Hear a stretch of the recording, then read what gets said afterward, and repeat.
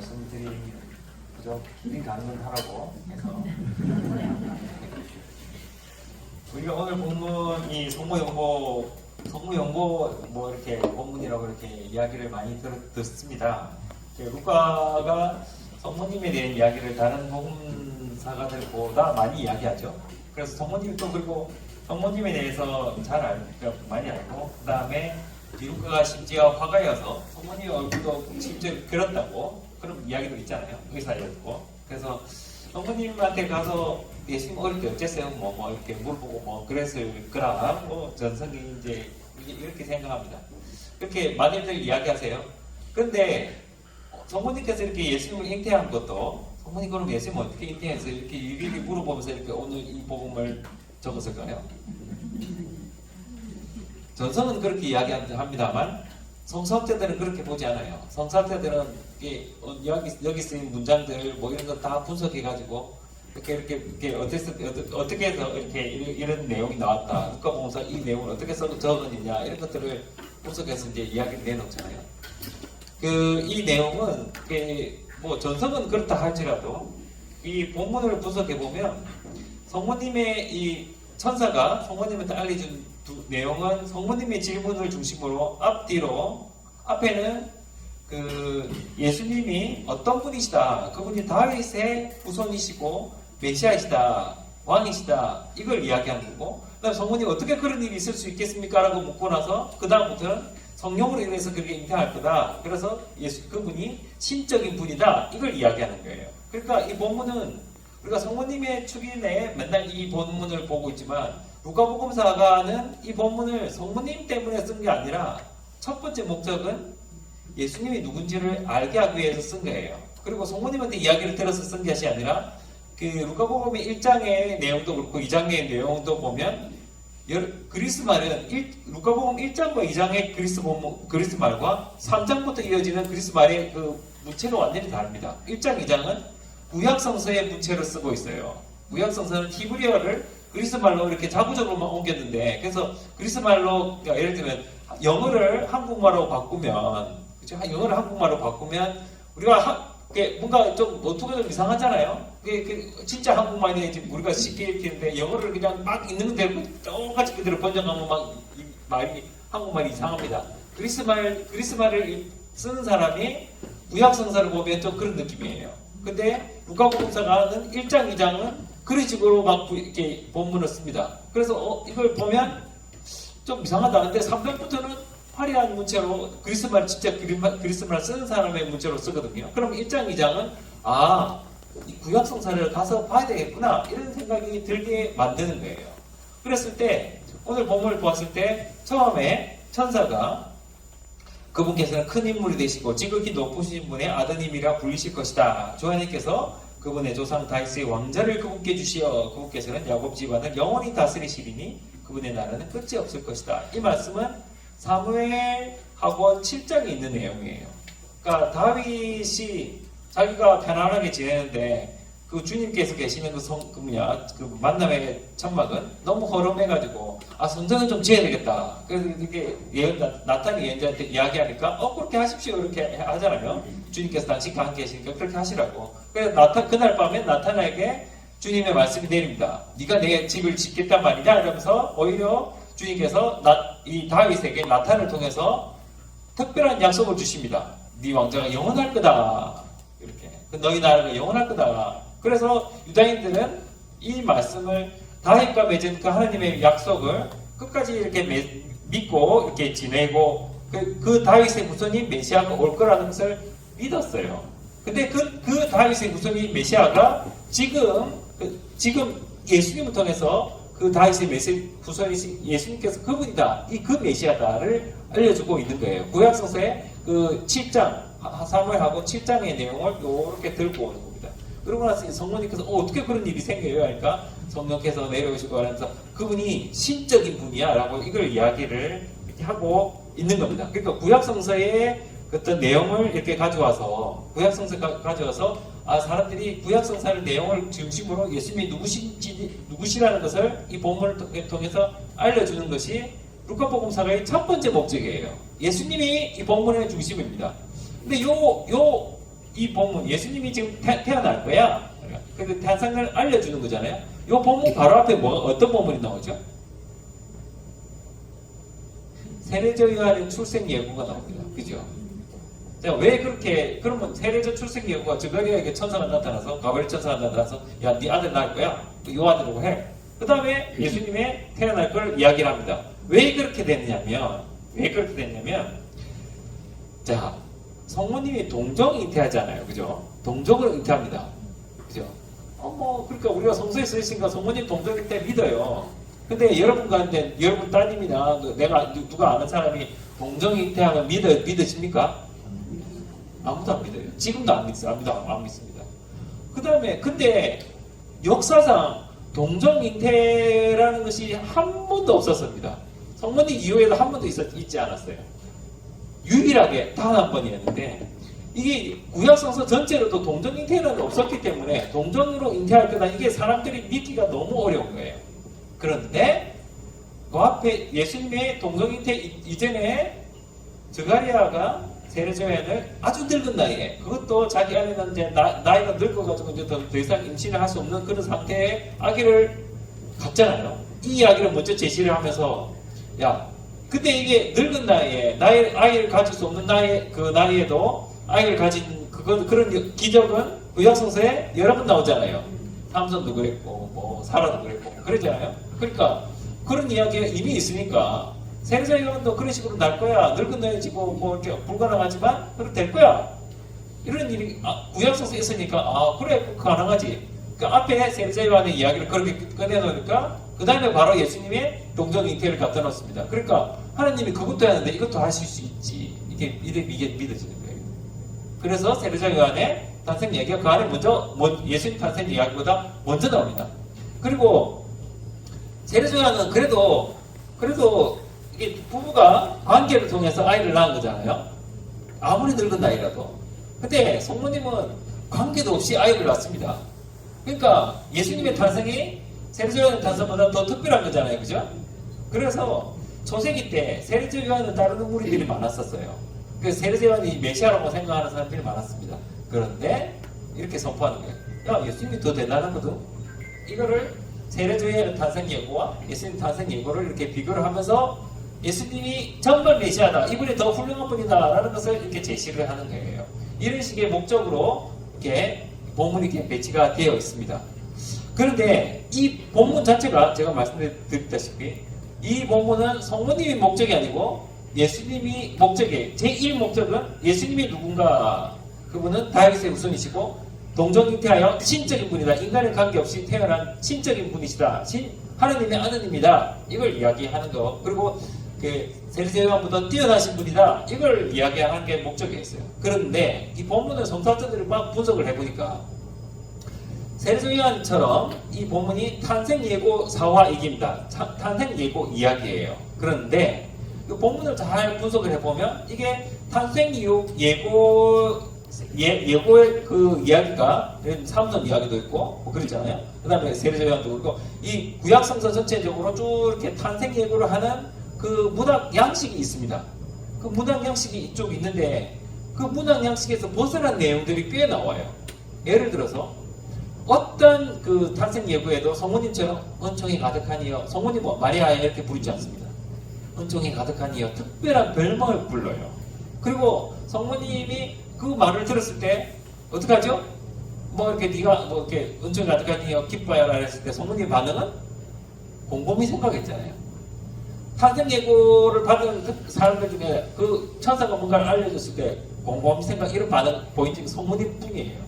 성모님은 곰곰이 생각, 전 다른 사람들 다 놀래가지고 막 당황스럽고, 성모님 당황하셨지만 곰곰이 이렇게 생각하셨고, 그 다음에 이 가브리엘 천사와 성모님의 대화, 다른 탄생 예고사를 보면 그 다 일반적으로 천사가 이야기하고 그냥 거의 끝나는데 성모님은 천사가 막 이야기해요. 왔다 갔다 대화를 합니다. 이런 것도 탄생 예고사에 조금 안 맞아요.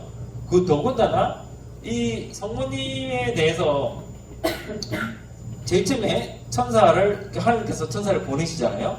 갈릴레아 지방에, 그 다음에 나자렛이라는 곳에 보내서 나자렛이라는 곳에서도 요셉과 약간한 남자, 그 이름은 마리아였다. 마리아가 맨 마지막에 나옵니다. 그죠? 그러니까 여러분들 그 미사 때 보면 신부들 쫙 입장하잖아요. 신부들 공동 집전할 때, 예를 들면 뭐 특별한 미사 때, 그 신부들 뭐 공동 집전하는 신부들 막 나올 때, 막 입장하는데 맨 뒤에 누가 나옵니까? 네. 제일 중요한 주례사자가 맨 뒤에 나오는 거잖아요. 그러니까 이게 보니까 이 문학예식이 탄생예고 사원은 이런 게 없는데 지금 이 성모님에 대한 이야기를 할 때도 보면 앞에 뭐 천사를 이야기하고 갈릴레아 지방 좀 더 넓은 지역, 그 다음에 나자렛 좀 더 좁은 지역, 그 중에서는 또 뭐 어떤 어떤 처녀와 약혼한 요셉이라는 사람을 말한 다음에 그다음에 처녀를 이야기하고 그 다음에 그 이름은 마리아였다. 마리아가 맨 끝에 딱 나옵니다. 마리아를 굉장히 중요시하게 여기고 있어요. 그리고 이 이야기도 성모님이 주님의 종이오니 제게 그대로 이루어지기 바랍니다 하니까 딱 끝나는 이 성모님의 대답이 너무 중요한 거예요. 그래서 이 본문 자체가 성모님을 굉장히 중요시하고 있어요. 그래서 이 본문은 탄생년을 예고하는 이야기인 동시에 이것과 비슷한 이 문학 양식이 그 구약 성서에 보면 예를 들면 그 판관기에 보면 기드온 있잖아요. 기드온 이야기. 기드온이 막 이렇게 이스라엘을 이스라엘 쪽에서 구해냅니다. 그때 천사가 기드온한테 나타나서 성모님한테 하는 것처럼 기드온아 이렇게 하지 않아요. 힘생 용사야 이렇게 이야기를 합니다. 별명을 불러요. 그 사람의 특별히 그 사람이 해야 될 사명에 대해서 이렇게. 그래서 그 다음에 기드온도 천사하고 막 대화를 합니다. 대화를 하고 또 대하는 와중에 뭐 지금 우리 이스라엘 이 모양인데 무슨 하나님이 우리를 도와준다고 뭐 이런 주님께서 또 징표를 보여주세요. 그죠? 네, 이런 거. 그래서 성모님한테 징표를 주셨고, 그래서 성모님의 이야기가 예수님이 탄생할 이야기다. 이거를 알려준 동시에 기드온이 자기가 이스라엘을 구원하는 판관으로 부르심받은 이야기와 문학 양식 비슷해요. 그래서 성모님의 이야기는 탄생 예고인 동시에 성모님이 자신의 성소를 받는, 소명을 받는 소명사화인 거예요. 이 두 가지 양식이 합해져가지고 예수님을 굉장히 중요시해 이 제1목적으로 드러내는 동시에 성모님이 사명을 받는. 네. 그래서 성모님도 중요하게 여기는 본문인 겁니다. 자, 그러면 우리는 이제부터 성모님에 대해서 좀 이야기를 할 거예요. 왜? 이 본문의 원래 목적이 성모님이 아니다. 예수님이라는 걸 먼저 이렇게 해줘야지. 우리가 자꾸 성모님 하면서 예수님 잊혀져버린 거, 이거 정말, 이건 진짜 아니거든요. 그래서 원래 목적은 예수님입니다. 그리고 성모님도 굉장히 중요시한다. 네. 그러면 이제 예수님에 대해서 할 것도 많지만 우리는 오늘 첫 토요일 성모님에 관한 미사이기 때문에 성모님에 대해서 초점을 맞춰서 성모님만 이야기할 겁니다. 자, 그러면 천사가 이렇게 이야기해요. 은총이 가득하니요 기뻐하십시오. 네, 주님께서 너와 당신과 함께 계십니다. 이렇게 이야기합니다. 그때 우리나라 말에는 은총이 가득하니요 이가 먼저 나오지만 그리스 말에서는 기뻐하라가 먼저 나옵니다. 이게 제일 첫 번째 인사예요. 기뻐하십시오 이렇게 이야기해요. 자, 근데 기뻐하라고 지금 그래서 우리가 기쁨의 신비에 보면 이 성모님이 예수님 잉태한 게 첫 번째 나오잖아요. 그죠? 그래서 기쁨의 신비 막 이렇게 이 잉태 신비를 첫 번째로 하는데 그 기쁨이라는 이 맥락 안에서 이야기를 해요. 자, 그래서 예수님 우리가 사람이 되니까 그래서 우리를 구원해 주니까 기쁜 내용입니다. 그때 돌려서 생각하면 하느님의 입장에서 보면 자, 내가 누구한테 야 기뻐하라 이렇게 할 때는 내가 기쁘니까 같이 기뻐하자 이런 이야기 있잖아요, 그죠? 그러면 지금 하느님이 기쁠 건데, 근데 성부 하느님은 예수님을 보내서 예수님이 앞으로 미래가 어떻게 될지 알잖아요, 그죠? 그러면 예수님이 오셔가지고 사람들 손에 조롱을 당하고, 그다음에 온갖 박해와 모욕을 당하고 십자가에 못 박혀서 처절하게 죽는 걸 아시면서 기뻐해라. 나는 내가 기쁘다. 이게 가능한가요? 여러분들 자식이 정말 이렇게 사형 당하고 할 때 기쁠 수 있습니까? 없잖아요. 그러니까 하느님은 우리가 당신 성부 하느님은 당신 자신보다 더 소중한 성자 예수님을 희생하면서까지도 모욕당하고 처절하게 죽는 이걸 감안하면서도 우리들이 이 희생을 통해서 구원받는 것이 기쁜 거예요. 이게 상상이 안 되는 사랑입니다. 하나님이 우리에 대해서 가지고 있는 사랑이 이런 사랑입니다. 도저히 인간으로서 상상할 수 없는 그런 사랑을 우리 구원을 위해서 그런 사랑을 가지고 계시고 성자 예수님도 우리 구원을 위해서라면 당신 모습도 아깝지 않은 거예요. 아, 나 그게 기쁘다고. 내 기꺼이 가겠습니다. 이렇게 하신 분이 성부 하느님, 성자 예수님인 거예요. 자, 기뻐하는 인사 안에 이런 것이 담겨 있습니다. 그리고 은총이 가득하니요.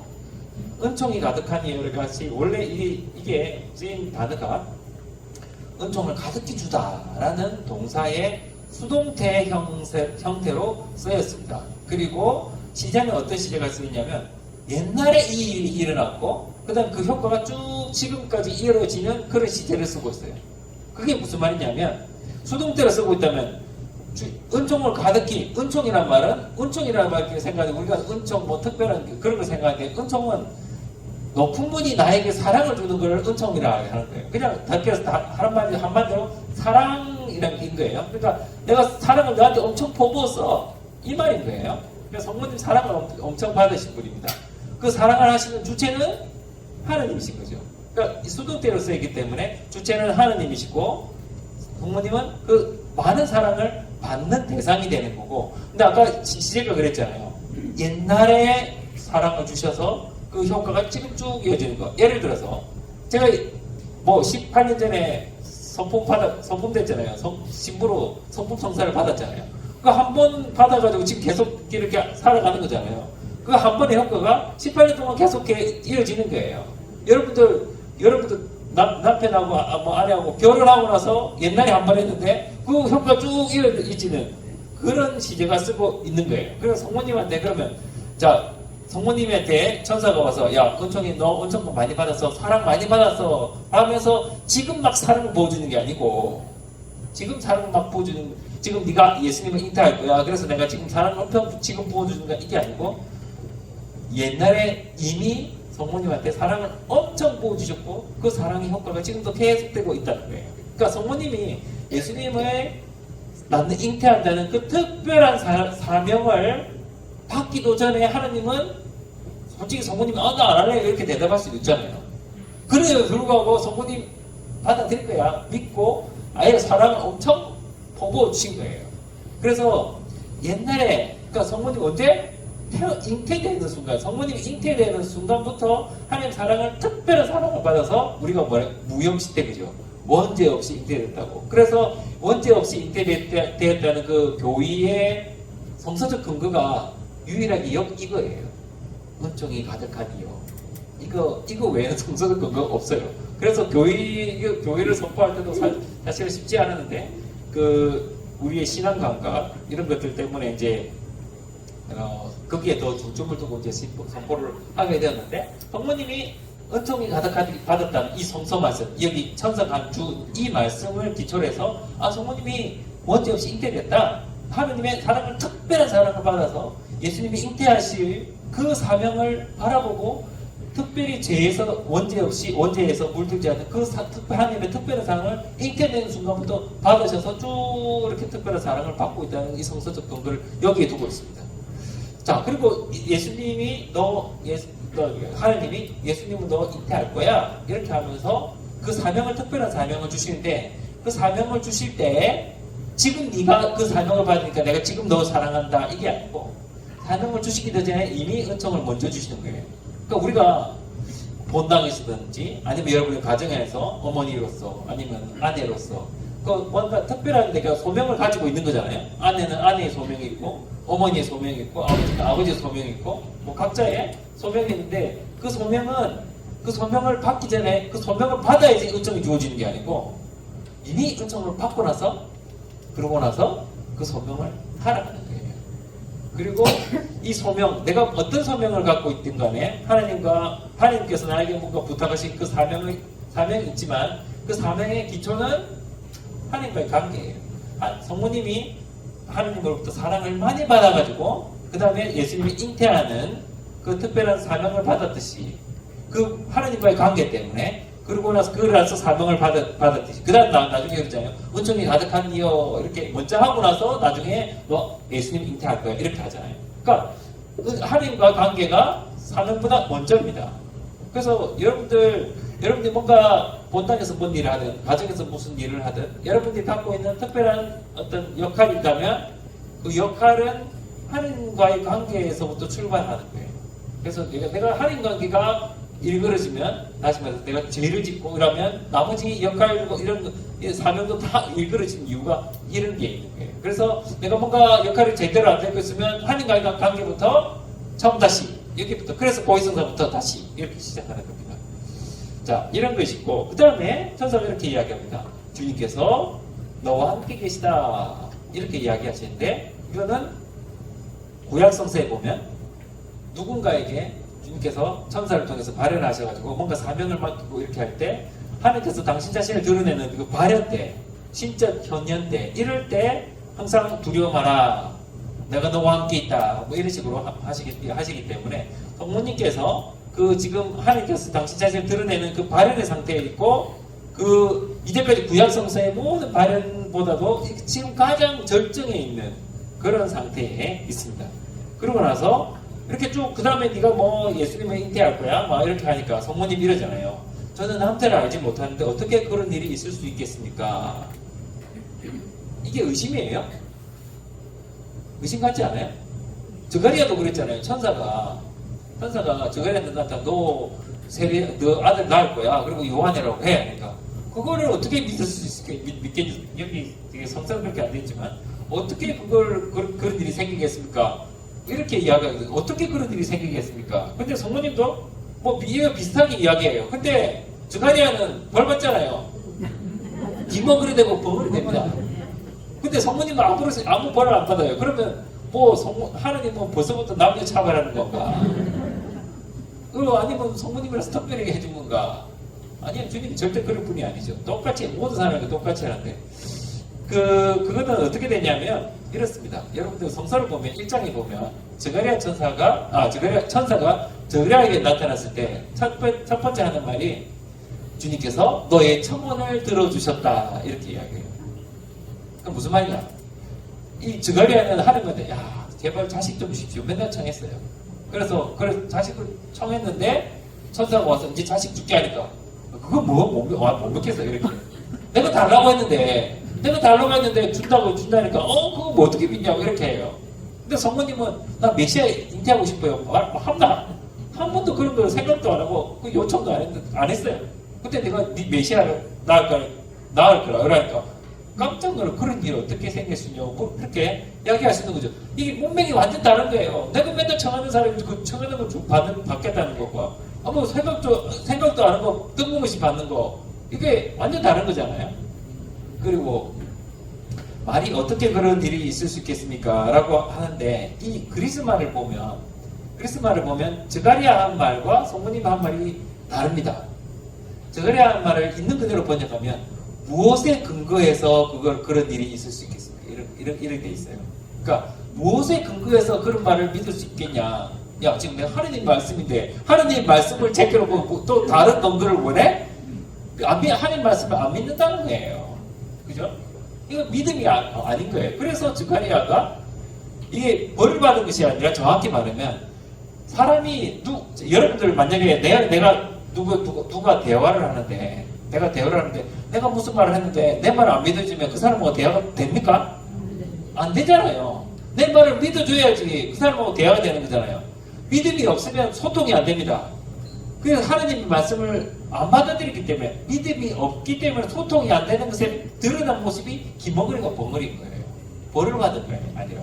근데 성모님은 무엇에 근거해서 그런 일이 있을 수 있겠습니까? 이렇게 묻지 않아요. 성모님은 어떻게 물어보냐면, 그야말로 어떻게 해요? 영어로 하면 how. 그러니까 한국말로 굳이 풀어서 어떤 방법으로 그런 일이 있을 수 있겠습니까? 이렇게 물어보는 거예요. 그러니까 성모님은 그러면 아이를 가진다는데, 그러면 뭐 예를 들어 이렇게 생각하는 거죠. 지금 내가 이미 요셉하고 약혼이 아니고 결혼이에요. 결혼했는데, 그럼 요셉하고 지금 그 갈릴리아의 풍습은 결혼하고 나서 이미 부부 관계예요. 근데 1년 동안 친정집이 가 있어요. 그래서 성관계를 안 해요. 근데 예루살렘에서는 결혼하자마자 합방하거든요. 그래서 지역이 좀 다른데, 갈릴리아 지역이잖아요, 지금. 그러니까 결혼을 했지만, 그래서 정식 부부예요. 요셉이랑 마리아가 정식 부부인데, 그 지방의 풍습에 따라 같이 합방 안 하고 1년 동안 지금 따로 떨어져 있는 상태인 거예요. 그러니까 성관계를 안 한 상태예요. 그러니까 천사가 이 아기를 가질 거야 이렇게 하니까 그래? 그러면 내가 요셉하고 뭐 합방을 해야 되는 건가? 이걸 물어볼 수도 있는 거잖아요. 아니면 어떻게 해야 되죠? 방법을 물어보는 거예요. 그러니까 아까 저가리아는 내가 지금 자식을 청했는데 자식을 주겠다니까 안 믿는 거고, 그 다음에 또 그거 무엇을 근거해서 내가 그걸 받아들일 수 있겠어요? 이건데, 그러니까 이거 완전 믿음이 아닌 거죠. 그런데 성모님은 내가 뜬금없이 메시아 뜬금없이 받는 거고, 더군다나 말을 해주니까 그러면 그걸 어떤 방법으로 내가 그걸 실천해야 되죠? 방법을 물어보는 거예요. 진짜로 성모님의 마음은 하나님 중심인 거예요. 우리가 그러잖아요. 난 이거 해라고 이렇게 주님께서 이렇게 우리한테 뭔가를 이렇게 알려주시면 우리는 자주 그럽니다. 이렇게 해야지. 자기 생각으로 막 이렇게. 근데 성모님은 그 방법조차도 하나님 어떻게 할까요? 이거 물어보는 거예요. 하나님이 원하는 거를 하나님이 원하는 방식으로. 이게 성모님의. 그러니까 성모님이 동정이라는 건요, 자신이 완전히 비어 있는 거예요. 그러니까 오직 하나님이 원하는 것을 하나님의 방식으로 하겠다. 이게 성모님의 마음인 거예요. 그래서 성모님은 어떻게 그런 일이 있을 수 있겠습니까? 라고 그렇게 묻는 겁니다. 또 이 어떻게 그럴 수 있겠습니까? 라는 말에 또 다른 뉘앙스가 있습니다. 또 다른 뉘앙스. 어떤 뉘앙스가 있냐면, 첫 번째 뉘앙스는 하나님의 뜻을 하나님의 방식으로 하겠다는 이런 질문이 될 수도 있고, 두 번째는 어떻게 그런 일이 있을 수 있겠습니까? 내같이 보잘것없는 종이 어떻게 그런 큰 일을 할 수 있겠습니까? 이런 성모님의 겸손, 이것이 담겨있는, 그리고 사명의 위대함. 내가 엄청 보잘것없는데 이 메시아가 오실 이런 어마어마한 사명이 성모님께서 당신이 어떤지, 그리고 이 사명이 어떤지를 둘 다 인식하고 있는 그런 상태에서 어떻게 그런 일이 있을 수 있겠습니까? 라고 질문하는 그런 의미도 담겨 있는 거예요. 우리가 사실 한마디를 던질 때, 또 더군다나 성모님은 곰곰이 생각하시니까, 그러니까 바둑 둘 때, 그죠? 바둑 구단 이런 데는 그런 사람들은 하나만 생각 안 하잖아요. 온 수를 다 생각하잖아요. 그래서 하나 탁 두듯이 성모님도 어떻게 그런 일이 있을 수 있겠습니까? 라고 말하면서 그 온갖 생각을 한 그 의미를 다 담아가지고 딱 한마디 던지는 거예요. 또 하나의 또 이런 의미가 있을 수 있습니다. 어떤 의미가 있을 수 있냐면, 성모님이 지금 결혼한 상태잖아요. 남편이 있어요. 그러면 남편이 있으면 네가 아이를 낳을 거야 이랬을 때 어떻게 그런 일이 있을 수 있겠습니까? 이게 말이 안 맞잖아요. 그럼 자연적으로 우리가 못하면 남편이 있으면 그러면 남편하고 관계를 해야 되는 가 없다. 이렇게 그냥 자연스럽게 이렇게 흘러갈 텐데, 어떻게 그런 일이, 그게 이렇게 묻는다는 것은 남편이 있는 여자가 할 말이 아닌 거예요. 그렇지 않아요? 그러면 어떻게 이런 말이 가능하냐? 그거는 이런 배경을 가지고 있어요. 민수기 30장에 보면, 민수기 30장 5절, 6절, 7절, 8절 이렇게 쭉 보면 여자가 주님께 서원을 할 수 있습니다. 약속을 할 수 있어요. 예를 들면 남자도 그렇고 여자도 그렇고, 이 30장은, 민수기 30장은 여자가 하는 서원, 약속을 이야기하거든요. 남자도 그렇고 여자도 그렇고 내가 성생활을 하지 않겠다, 약속을 하기도 그렇게 합니다. 근데 30장에서는 여자의 서원을 이야기하거든요. 내가 관계를 맺지 않겠다 서원을 할 수 있어요. 그런데 이 여자가 결혼하지 않은 어린 여자면 아버지가 그 서원의 이야기를 듣고 그렇게 말을 안 하고 그냥 가만히 있으면 여자는 그 한 서원이 유효하게 됩니다. 그래서 그걸 지켜야 돼요. 근데 아버지가 들어보고 그러지 마 이렇게 하면 여자가 아무리 서원했다 하더라도 그거 깨지고 그냥 그 관계를 해야 되는 거예요. 근데 또 그 7절에 8절에 보면 어떤 내용이냐면, 이 여자가 남편이 있는 경우에 내가 어떤 약속을 했어요. 주님께 약속을 했어요. 근데 남편이 들어보고 그러지 마 이렇게 하면 그냥 관계를 안 하겠다, 성관계를 안 하겠다 이런 서원이 무효화가 되고 해야 되는 거예요. 근데 남편이 듣고 가만히 있으면 그 서원을 지켜야 됩니다.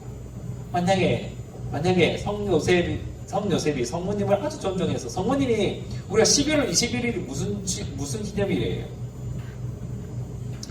성모자한 기념일이잖아요. 성모자한 기념일, 그죠? 성모님이 당신 자신을 성전에 봉헌하셨다는 거예요. 성모님은 태어날 때부터 특별하게 기적적으로 태어났어요.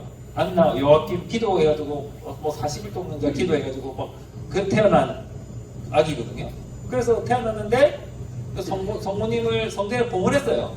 3살 때부터 성전에서 바느질하고 뭐 이렇게 했다고 이렇게. 그래서 성모님도 어릴 때 당신 자신을 봉헌하셔서 동정으로 살기를 원하셨다. 이런 게 전성입니다. 자, 이게 전성이거든요. 만약에 이게 맞다면 성모님 서원을 했어요. 제가 동정으로 살고 싶습니다. 네, 이거 서원을 했는데, 그러면 성 요셉이 그 이야기를 듣고 가만히 침묵으로 동의를 했다면 성모님의 이 동정 서원이 가능해지는 겁니다. 비록 결혼했다.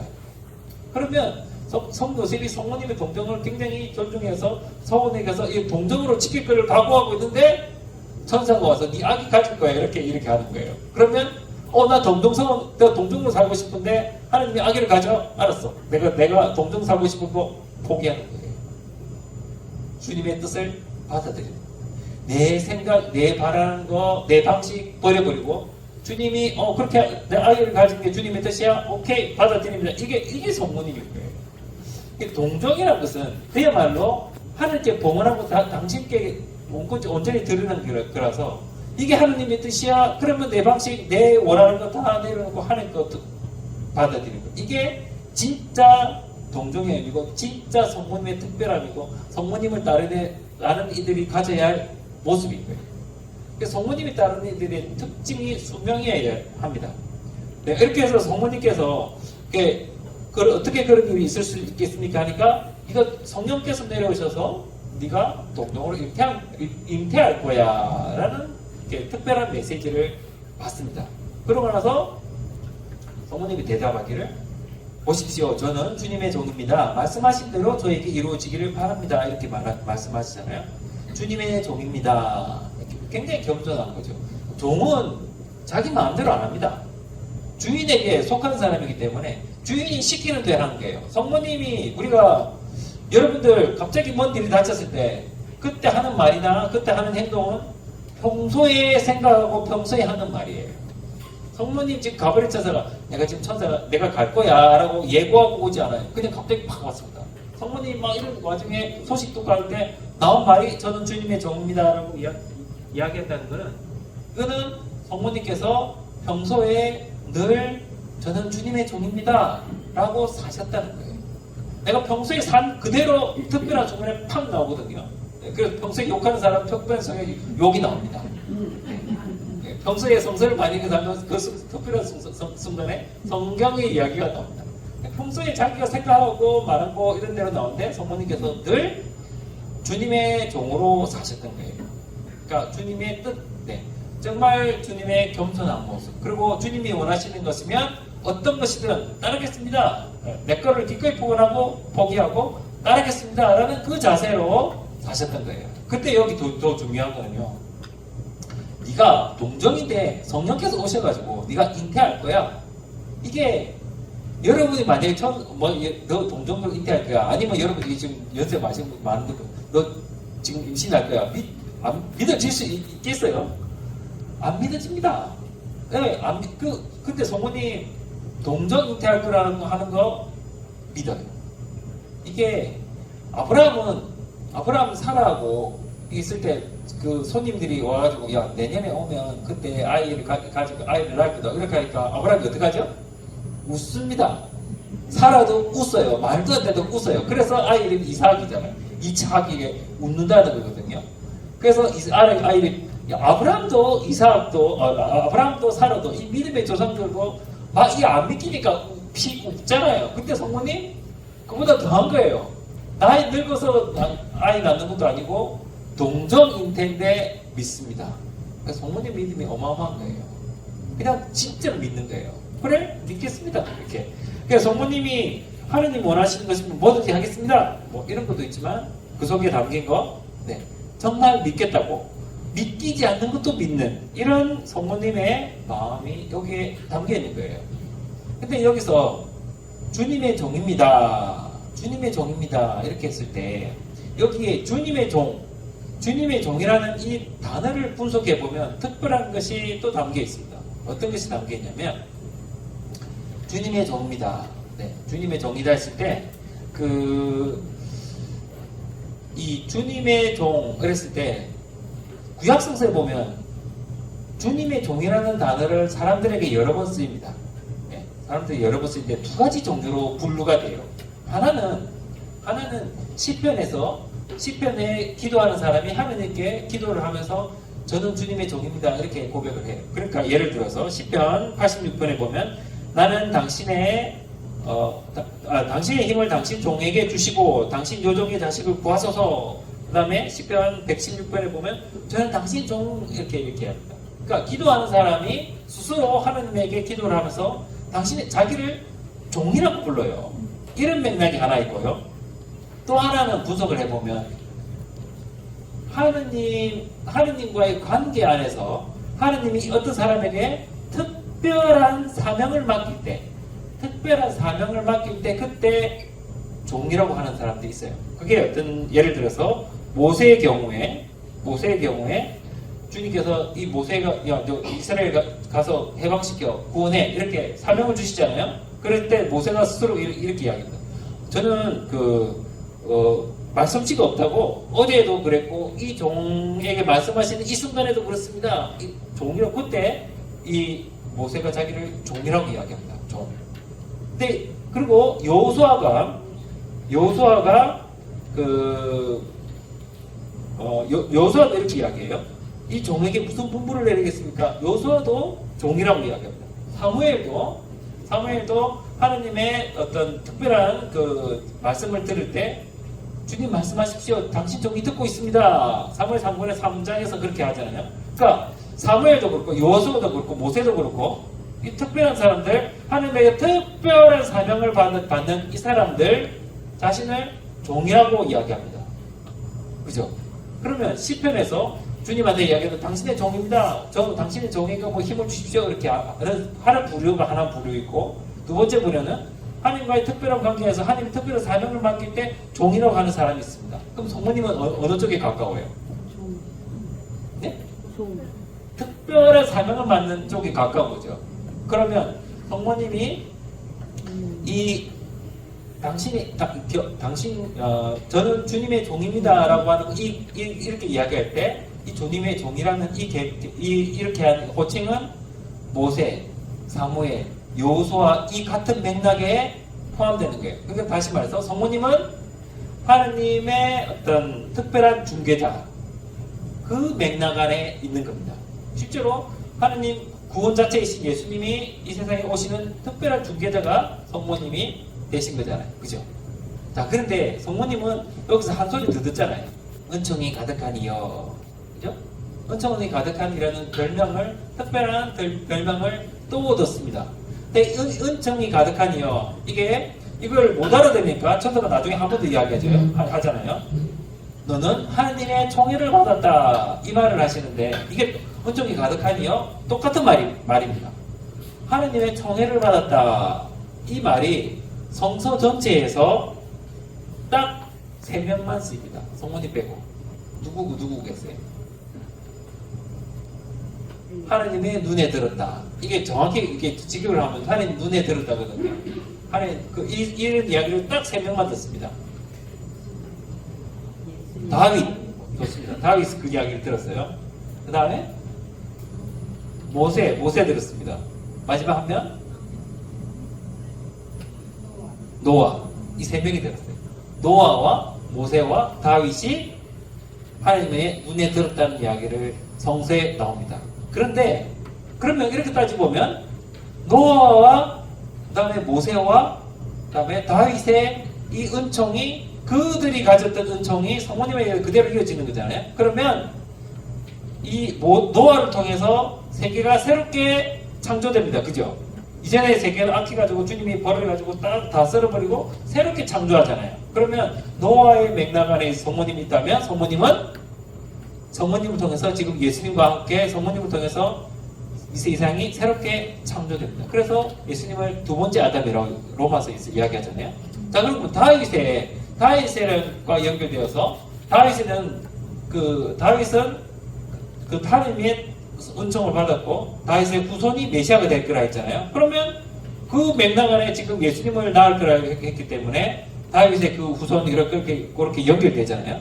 자, 그러면 그 다음에 모세도 주님의 눈에 들었다는 이야기를 듣는데, 근데 중요한 건요, 노아와 다윗은 하느님한테 직접 네가 내 눈에 들었어 라는 말을 듣지 않습니다. 노아는 성서 저자가 이 세상이 악한데 노아만은 하느님 눈에 들었다 이렇게 나옵니다.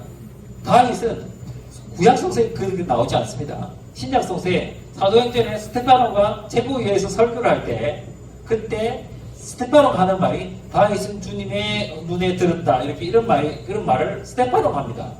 구약성서에 나오는 게 아니라. 근데 모세는 탈출기 33장 여기 보면 네가 내 눈에 들었어 하고 하나님의 직접 이야기하십니다. 그러면 성모님도 하나님 눈에 직접 들었다고 하나님 눈에 들었다고 직접 듣잖아요. 천사를 통해서 이지만 어쨌든 하나님의 존재로부터 들은 두 사람은 성서에서 모세와 성모님 이 두 분밖에 안 되는 거예요. 그러니까 근데 이 모세가 탈출기 33장에서 어떤 내용이냐면 어떤 맥락이냐면 탈출기 33장, 32장, 33장, 34장은 이스라엘 백성이 계약을 깨버립니다. 시나이에서 계약을 맺었는데 계약을 깨졌기 때문에 다시 모세가 계약을 맺으려고 막 노력하는 그런 맥락 안에 있어요. 그러면 성모님도 지금 이제까지 첫 번째 계약, 시나이 계약이 다 깨졌습니다. 그런데 주님께서 새롭게 계약을 맺어주실 거야 라고 예레미야나 에제키엘이나 이런 데서 이야기를 하시거든요. 그런데 이 모세 성모님께서 네가 내 눈에 들었어, 네가 하나님의 총애를 받았어 라고 하나님한테 직접 들은 분이 모세와 이 성모님 분이기 때문에 성모님은 이 모세가 하나님과의 이스라엘 백성 간의 그 관계를 그 계약을 새롭게 맺는 그것을 하도록 하는 중개자 역할을 모세가 한 것처럼 성모님도 하나님과 이스라엘 백성, 하나님 백성과 하나님 사이에 계약이 새롭게 되는 그것의 중개자로 성모님이 여기에 계신 거예요. 그래서 성모님이 계약의 중개자로 있습니다. 그래서 나중에 세례자 요한이 이렇게 엘리사를 통해서 태어났을 때 저가랴가 막 찬가 부르잖아요. 성물도 보면 매일 저가랴 찬가 아침에 부릅니다. 거기 보면 주님께서 계약을 기억하셔서 그렇게 해서 우리 구원자를 주셨다 이런 말이 나옵니다. 근데 그 계약의 중개자가 성모님인 거예요.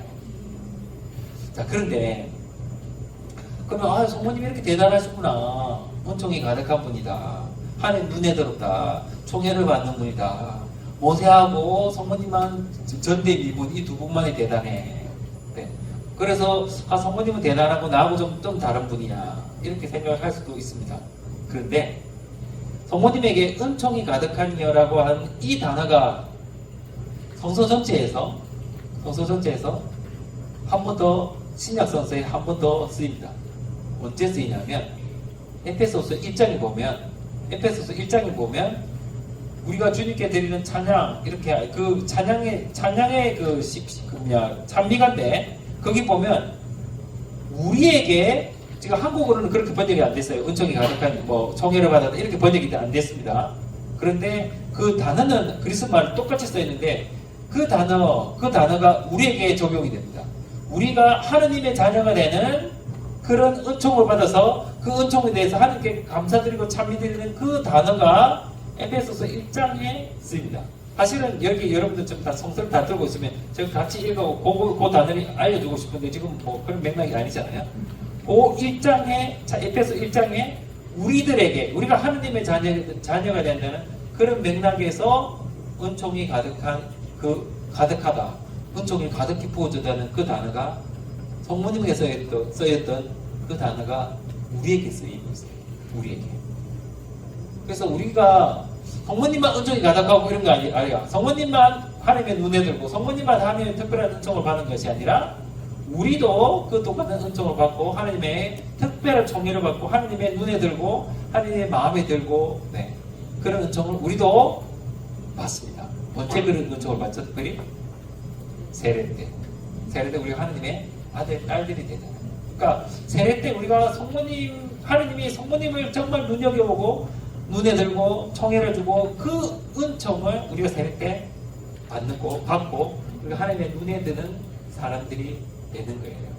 그래서 우리가 하나님께서 우리에게 이런 특별한 은총을 주셨고 성모님과 같은 은총을, 그분은 동정이 되고 이런 은총은 아니지만 그분의 사랑을 받는, 특별한 사랑을 받는 그런 존재로서 우리를 이렇게 다 이렇게 우리 불러주셨고 그런 존재로서 살아가도록 이렇게 불러주셨다는 거. 그래서 우리가 각자 정말 우리가 이렇게 귀한 존재라는 거, 그런 자부심을 가지고 성모님에게 부어진 그 은총, 그 사랑, 특별한 상을 나에게도 주시는 그런 특별한 존재다. 내가 그런 존재다. 라는 것을 염두에 들고 이렇게 살아가는 것. 그것이 거기서 출발해서 나를 그렇게 특별한 존재로 만들어 주셨다는, 거기서 출발할 때 나머지가 쭉 이어지잖아요.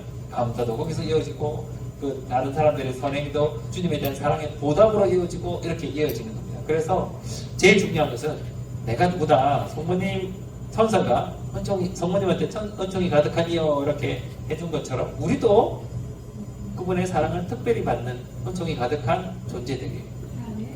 아멘.